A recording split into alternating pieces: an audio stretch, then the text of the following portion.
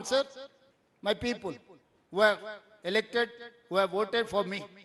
ధాన్యం కొనుక్కుంటే మీరు వాళ్ళ బీజేపీ వాళ్ళ ఎంపీ ముందు వాళ్ళ హౌసెస్ ముందు మీరు పోయిస్తామని కూడా అన్నారు. కానీ వాళ్ళు కాసేపటి క్రితం అరవింద్ రియాక్ట్ అయ్యాడు, ఇది అరిష్టం, అవసరమైతే మీకు చేత కాకపోతే దిగిపోండి, రాష్ట్రపతి పాలన మేము పెడతామని కూడా ఆయన అన్నాడు. కాసేపు ఇప్పుడు మోడీనే దిగమాను, మొత్తం రాష్ట్రంలో ఉన్నాయని నేను కూర్చొని కొనిపిస్తా ఒక్క నిమిషంలో. 12 ఏళ్ళు ఉన్న మోడీ ఏమేలుగా పెట్టిండో వీళ్ళని చెప్పమాను, అరవింద్ గారిని లేకపోతే బండి సంజయ్ గారిని. ఇప్పుడు మాట్లాడేటప్పుడు బుర్ర ఉపయోగించాలి.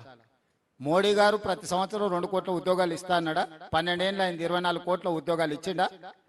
పేదవాళ్ళ ప్రతి ఖాతాలో స్విస్ బ్యాంకులో నల్లధనం తెచ్చి 15 లక్షల రూపాయలు ప్రతి పేదోడి ఖాతాలు వేస్తా అన్నాడా? వేసిండా? నీ ఖాతాలు పడ్డాయా నరేందర్? పోనీ ఇక్కడ రాములు గారి ఖాతాలు పడ్డాయా? ఆయన కూడా పేద ఆయనే కదా. ఇట్లాంటి ఒక 50 చెప్తా నరేంద్ర మోడీ గారు ఇచ్చిన అష్యూరెన్సెస్కి రైతుల ఆదాయాన్ని 2 ఇంతలు చేస్తా అన్నాడు. చేసిండా? పండించింది కొంటలేడు. తక్షణమే నరేంద్ర మోడీ గారిని దిగిపోమని, రాహుల్ గాంధీ గారిని నా కుర్చీలో కూర్చోబెట్టి ఇవన్నీ ఫుల్ఫిల్ చేపిస్తాను. నేను తెలివి తక్కువ మాటలు మాట్లాడితే తెలివిగా జవాబు ఇవ్వడం మాకు రాదని వాళ్ళు అనుకుంటే వాళ్ళ అమాయకత్వం. నువ్వు దిగిపోని ఏం చేస్తాను? నువ్వు ఇప్పుడు ఎన్నికైన దానికి 8 మంది ఎంపీలు ఇచ్చారు, 2 కేంద్ర మంత్రులు. ఏం పని చేస్తారో సమాధానం చెప్పుండ్రు.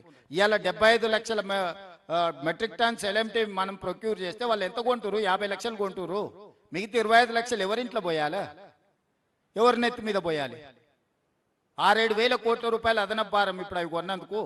మేము అది భారం అనుకోలేదే, బాధ్యత అనుకున్నాం. రైతులు పండించిన చివరి గింజ వరకు ఒట్లు కొంటామన్నాం, కొన్నాం. మొక్కలు కనీస మద్దతు ధర వాళ్ళు ప్రకటించారు, ఒక్క గింజనన్న కొన్నారా? జొన్నలు కనీస మద్దతు ధర ప్రకటించారు, ఒక్క గింజనన్న కొన్నారా? పొద్దుతిరుగుడు ఇత్తనాలు ఒక్క గింజనన్న కొన్నారా? అంటే ఢిల్లీలో కూర్చొని కనీస మద్దతు ప్రకటించి ఇక మీ సావు మీరు సావుపోండి అని ఇది పెద్ద తెలివితేటలు అనుకుంటున్నారా వాళ్ళు? నాకు అర్థం కావట్లేదు.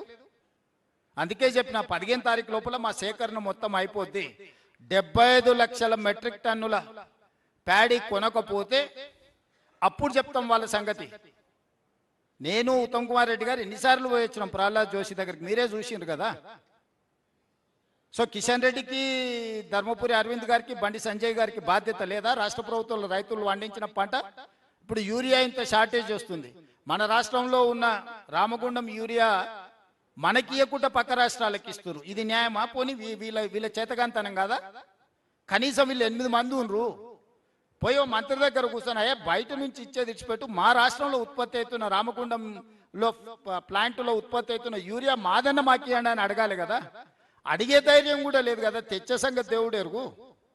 ఈడ పొంకనాలు కొడతారేంది? మా దగ్గర పొంకనాలు కొడితే ఏమొస్తుంది? 12 ఏళ్ళు అయింది, 3 సార్లు అయిండు నరేంద్ర మోడీ ప్రధానమంత్రిగా.